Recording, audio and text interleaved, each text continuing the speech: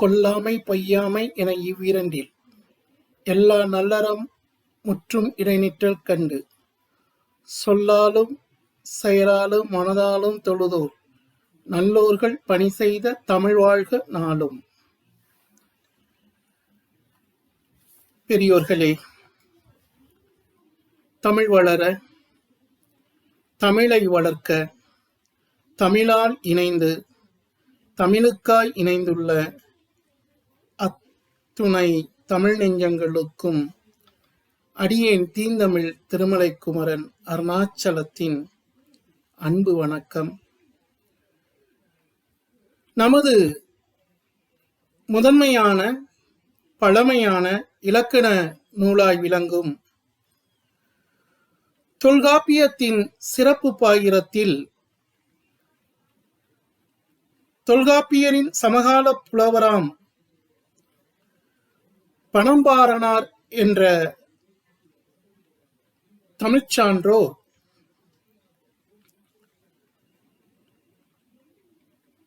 அன்றைக்கு தமிழ் வழங்கிய நிலத்தை குறிக்கும் விதத்திலே வடவேங்கடம் முதல் தென்குமரி ஆயிடை நல்கூறும் தமிழுலகம், தமிழ் கூறும் நல்லுலகம் என்று தமிழை சுட்டிக்காட்டி தமிழ் விளங்கும் நிலத்தை அடையாளப்படுத்தி இருக்கின்றார். அவர் சொன்ன அந்த நிலப்பரப்பில் இன்றைக்கு வடவேங்கடம் என்று சொல்லக்கூடிய திருப்பதி நம்மிடத்தில் இல்லை. திருத்தணி வரைதான் வடக்கே நமது எல்லை. கன்னியாகுமரி வரை நம்மிடம் இன்றைக்கு இருக்கிறது. அந்த கன்னியாகுமரிக்கு கடலில் மூடிவிட்ட ஒரு நிலப்பரப்பு இருந்தது. அது லெமூரியா கண்டம் என்று அழைக்கப்பட்டது. அங்குதான் முதல் தமிழ்ச்சங்கம் தென்மதுரையில் அமைந்திருந்தது. கடற்கோளால் அந்த நகரம் அழிந்து போனது. நிலந்திருவி நெடியோன் என்ற மாமன்னன் அந்த சங்கத்தை அமைத்து வழிநடத்தி கொண்டிருந்தான். இரண்டாவது தமிழ் சங்கம் கபாடபுரத்தில் அமைந்தது.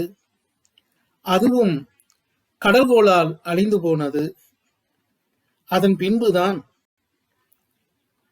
அது மதுரை மாநகரில் மூன்றாவது தமிழ்ச்சங்கம், இன்றைக்கு இருக்கக்கூடிய மதுரை மாநகரில் மூன்றாவது தமிழ்ச்சங்கம் அமைந்தது.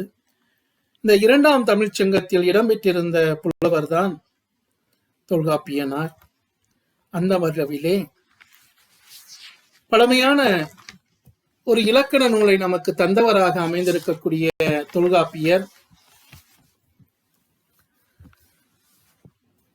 அவருக்கு முன்னால் இருந்த இலக்கியங்களின் அடிப்படையிலேயே இலக்கணம் எழுதினார் என்பது நமது முழுமையான எண்ணம். ஆகவே தொல்காப்பிய இலக்கணம் எழுவதற்கு முன்னதாகவே தமிழ் இலக்கியங்கள் நிறைய இருந்திருக்க வேண்டும். முதல் தமிழ்ச்சங்கம் இருந்ததும் அதை உறுதிப்படுத்துகிறது. இன்றைய உலகில் 7864 மொழிகள் இருப்பதாக பட்டியலிடப்படுகிறது. மக்கள் தொகை அடிப்படையில் உலகில் 13வது இடத்தில் தமிழ் மொழி 78 மில்லியன்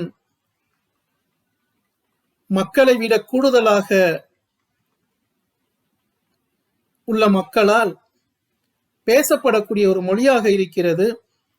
இந்தியாவிலேயே வங்காள மொழி, ஹிந்தி, தெலுங்கு மொழிக்கு அடுத்தபடியாக 4வது அதிகமான மக்களால் பேசப்படும் ஒரு மொழியாகத்தான் தமிழ் இன்றைக்கு இருக்கிறது. இதற்கு காரணம் தமிழ் பேசும் மக்களின், தமிழை தாய்மொழியாய் கொண்ட மக்களின் மக்கள் தொகையானது குறைந்து கொண்டே போகிறது என்பதனையும் நாம் பார்க்கின்றோம். இந்தியாவில் பேசப்படும் மொழிகளின் எண்ணிக்கை 1330க்கும் மேற்பட்டது. பல கிளை மொழிகள் இந்தியாவில் பேசப்பட்டு வருகின்றன. ஆதலால் இந்தியாவை உலகின் மொழிகளின் கண்காட்சி சாலை என்று ஒவ்வொரு ஊரிலும் ஒவ்வொரு நகரிலும் ஏதேதற்கோ கண்காட்சி சாலை இருக்கும். ஆனால் உலகிலே இந்திய நாடு மொழிகளின் கண்காட்சி சாலையாக இருக்கிறது என்று மொழியியல் அறிஞர் அகத்தியலிங்கனார் குறிப்பிட்டிருக்கின்றார்கள். அன்பிற்குரியவர்களே, இம்மொழிகளை 4 மொழி குடும்பங்களாக மொழி வல்லார், மொழி இலக்கணம் செய்வோர் பிரிக்கின்றனர். அவை இந்தோ ஆசிய மொழிகள், திராவிட மொழிகள், ஆஸ்திரோ இந்திய ஆசிய மொழிகள். 3வது மொழி குடும்பம் இந்தியாவில் உள்ள மொழி குடும்பம் ஆஸ்திரோ ஆசிய மொழிகள். 4வதாக இந்தியாவில் காணப்படக்கூடிய மொழி குடும்பம் சீன திபெத்திய மொழி குடும்பம். ஆகவே இந்தோ ஆசிய மொழிகள், திராவிட மொழிகள், ஆஸ்திரோ ஆசிய மொழிகள், சீன திபெத்திய மொழிகள் என்று இந்தியாவில் காணக்கூடிய இந்த மொழிகள் அத்தனையும் 4 வகையான மொழி குடும்பங்களாக நாம் வகைப்படுத்தி இருக்கின்றோம். உலகின் குறிப்பிடத்தகுந்த பழமையான நாகரிகங்களுள் ஒன்றாக கருதப்படும் இந்திய நாகரிகம், மொஹஞ்சதாரோ ஹரப்பா நாகரிகம், திராவிட நாகரிகம், தமிழ் என்பதுதான் காலப்போக்கில் திராவிடம் என மாறியது என்று மொழியியல் வல்லுநர்கள் குறிப்பிடுகின்றார்கள். திராவிட மொழிகளில் முதன்மை மொழி தமிழே.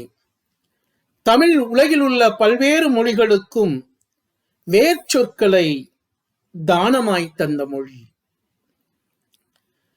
ஒரு காலத்தில் உலகம் முழுவதும் தமிழ் பேசப்பட்டிருக்க வேண்டும் என்ற எண்ணமும் நமக்கு எழுகிறது. உலகின் பல பகுதிகளில் தமிழ் பேசுவோர் இன்றும் வாழ்கின்றனர், பரம்பரையாக. சமீபத்தில் வேலைக்காக சென்றவர்களை குறிப்பிடவில்லை. ஆதி காலத்திலேயே குடியேறிய மக்களாக, பழங்குடிகளாக வெளிநாடுகளில் தமிழ் பேசும் மக்கள் வாழ்ந்து தங்கள் மொழியை சற்று மறந்தும் போயிருக்கிறார்கள். ஆனால் தமிழர்களுக்கான அடையாளங்களை அவர்கள் கொஞ்சம் தக்க வைத்துக் கொண்டிருக்கிறார்கள். அந்த முறையில் தமிழர்கள் உலகில் பல்வேறு இடங்களில் பரவி இருக்கின்றார்கள் என்றுதான் சொல்ல வேண்டும். உலகின் 177 நாடுகளில் தமிழ் பேசப்படுகிறது. அதில் 5 நாடுகளில் ஆட்சி மொழியாக உள்ளது. அவை Malaysia, Mauritius, reunion, Seychelles, Canada ஆகியன. சிங்கப்பூர், மலேசியா, மொரிசியஸ், ரீயூனியனில் இந்தியர் என்றால் அது தமிழர்களைத்தான் குறிக்கும். பிரான்ஸ், ஜெர்மனி, கம்போடியா, தாய்லாந்து மற்றும் ஐரோப்பியா ஆகிய நாடுகளில் கட்டப்பட்ட இந்து கோயில்கள் அனைத்தும் கட்டியவர்கள் தமிழர்கள்தான். இலங்கையில் தமிழ் 2வது ஆட்சி மொழி. சீனாவில் தமிழ் வானொலி சேவை உண்டு. கனடாவில் தமிழர் தினம் என்றே ஒரு நாளை கனடா அரசாங்கம் கொண்டாடுகிறது. பிரான்ஸ் நாட்டில் புனித லூர்து அன்னை ஆலயத்தில் எல்லா நாளும் திருப்பலிகள் தமிழில்தான் நடத்தப்படுகின்றன. பிரான்ஸ் நாட்டில் ஊர் என்ற பெயரில், இப்பொழுது தூத்துக்குடி மாவட்டத்தில் கோயில்பட்டி ஒரு ஊர் என்று நாம் சொல்வதைப் போல, பிரான்ஸ் நாட்டில் ஊர் என்ற பெயரிலேயே ஒரு நகரமே உள்ளது. அதற்கு பேருந்து செல்கின்றன. அந்த பேருந்துகளில் பலகைகளில் தமிழிலேயே பெயர் எழுதப்பட்டிருக்கிறது. இந்தியாவின் தொன்மையான கல்வெட்டுகளில் மிக பெரும்பாலானவை தமிழில்தான் உள்ளன. சிங்கப்பூர், மலேசியா, மொரிசியஸ், இலங்கை ஆகிய நாடுகளின் நாணயத்தில் இடம்பெற்றுள்ள ஒரே ஒரு இந்திய மொழி தமிழ்தான். ரஷ்ய நாட்டில் கிரெம்ளின் மாளிகையில் அதன் வளாகத்தில் புதைக்கப்பட்டுள்ள பெட்டகத்தில் உலகம் அழிந்து விட்டால் பின் அழிந்து போன உலகத்தில் யாரேனும் வந்தால், பிறந்தால், வாழ்ந்தால் அவர்களுக்கு முந்தைய இனம் எப்படி வாழ்ந்தது என வழிகாட்ட வைக்கப்பட்டுள்ள பல்வேறு பொருள்களுள் மிக பாதுகாப்பாக வைக்கப்பட்டுள்ளது ஒரு நூல். அந்த ஒரே ஒரு நூல் திருக்குறள் தான்.